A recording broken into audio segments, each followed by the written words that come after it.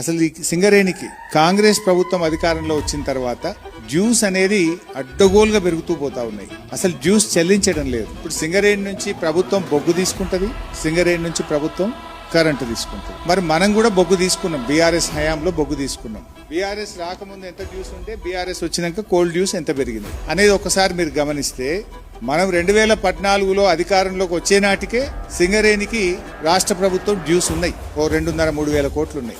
మనం 10 ఏళ్లు గవర్నమెంట్ లో ఉన్నాం. పాతయి 3,000, మన 10 ఏళ్లు కలిపితే 7,000 కోట్లు సింగరేణికి డ్యూ ఉండే. ఏది టీఎస్ జెన్కో నుంచి బొగ్గుకు సింగరేణికి ఇవ్వాల్సిన డబ్బు 7,000 కోట్లు. అంటే పాతయి 3,000 ఉన్నాయి. మన ప్రభుత్వం రాకముందే 2-3 వేలు ఉంది. కొత్తగా మన హయాంలో ఎంత డ్యూ ఉన్నట్టు 4,000 కోట్లు. ఈ రోజు ఎంత ఉందో తెలుసా మీకు? 21,000 కోట్లు. ఇది బొగ్గుది మాట్లాడుతున్నాం. కరెంటు ఇస్తుంది సింగరేణి రాష్ట్రానికి, బొగ్గు ఇస్తుంది. నేను ఇప్పుడు బొగ్గుది మాట్లాడుతున్నాను. టీఎస్ జెన్కోకి ఇచ్చిన బొగ్గు మనం దిగిపోయే నాటికి రాష్ట్ర ప్రభుత్వ డ్యూస్ 7,000 కోట్లు. ఈ రోజు రాష్ట్ర ప్రభుత్వం డ్యూస్ ఎంత అంటే 21,000 కోట్లు. అంటే ఎంత పెరిగింది? 2.5 సంవత్సరాల్లో 14,000 కోట్లు పెరిగింది. 7 నుంచి 21.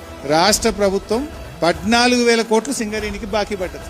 ఇది కాంగ్రెస్ ప్రభుత్వం. మనం 10 ఏళ్లలో బాకీ పడ్డది ఎంత? 4,000. 2.5 ఏళ్లలో రేవంత్ రెడ్డి ప్రభుత్వం బాకీ పడ్డది ఎంత? 14,000 కోట్లు. ఇక ఉంటుందా సింగరేణి?